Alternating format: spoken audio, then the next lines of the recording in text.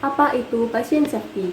Jadi, pasien safety merupakan suatu sistem di mana pasien diberikan asuhan yang lebih aman untuk mencegah terjadinya cedera atau insiden akibat dari kesalahan dalam melakukan suatu tindakan.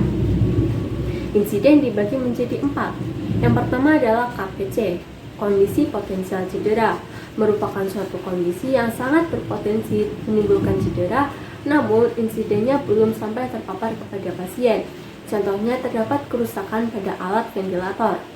Yang kedua adalah KNC, kejadian nyaris cedera, merupakan suatu kejadian atau insiden yang belum sempat terpapar kepada pasien.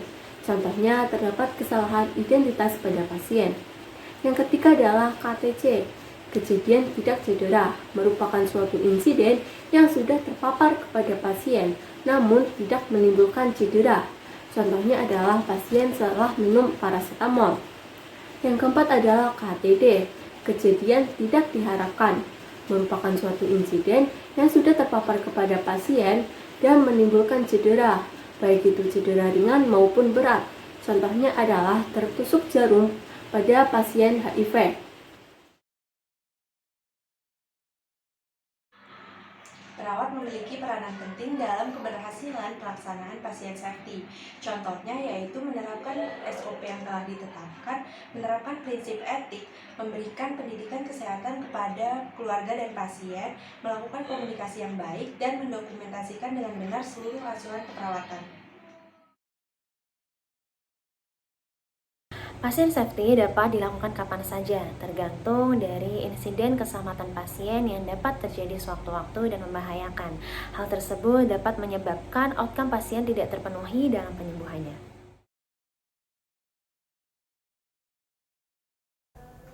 Nah, biasanya pasien safety dilakukan dalam institusi pelayanan kesehatan seperti rumah sakit, puskesmas, klinik, dan sejenisnya.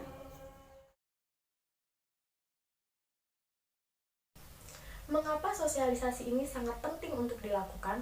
Pasien safety merupakan hal penting karena menyangkut keselamatan pasien dalam mencapai tujuan. Seperti yang pertama, terciptanya budaya keselamatan pasien. Kemudian yang kedua, meningkatnya akuntabilitas rumah sakit. Kemudian yang ketiga, menurunnya kejadian tidak diharapkan.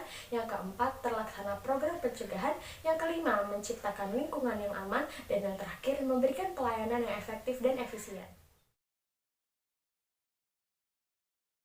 Lalu, bagaimana langkah-langkah yang dapat diterapkan untuk melakukan pasien safety? Pelaksanaan pasien safety dapat dilakukan dengan langkah-langkah berikut ini. Yang pertama yaitu memperhatikan nama obat, rupa, dan ucapan miring. Yang kedua, memastikan identifikasi pasien dengan benar. Yang ketiga, melakukan komunikasi yang benar pada pasien saat serah terima. Kemudian yang keempat, yaitu melakukan tindakan yang benar pada sisi tubuh yang benar juga. Yang kelima, mengendalikan cairan elektrolit pekat. Yang keenam, memastikan akurasi pemberian obat pada pasien pada pemindahan pelayanan ataupun operan. Yang ketujuh, menggunakan alat-alat injeksi sekali pakai atau barang sekali pakai. Yang kedelapan, mencegah terjadinya salah sambung kateter dan salah sambung selang. Dan yang kesembilan yaitu meningkatkan kebersihan tangan untuk mencegah terjadinya infeksi nosokomial. Nah, untuk selanjutnya kita masuk ke dalam sebuah kasus. Di sini ada atas nama AZ, dirawat di Rumah Sakit S Padang, umur 3 tahun pada tanggal 14 Februari 2012. Pasien dirawat di ruangan melati dengan diagnosa demam kejang. Sesuai order dokter, infus pasien harus diganti dengan didrip obat phenytoin. Namun, perawat yang tidak mengikuti operan jaga langsung mengganti infus pasien tanpa melihat bahwa terapi pasien tersebut infusnya harus didrip obat phenytoin. Beberapa menit kemudian, pasien mengalami kejang-kejang. Untung keluarga pasien cepat melaporkan kejadian ini, sehingga tidak menjadi tambah parah dan infusnya langsung diganti dan ditambah dengan phenytoin. Selanjutnya, kita akan analisis kasusnya. Nah, dalam kasus tersebut, perawat lalai sehingga membahayakan keselamatan pasien.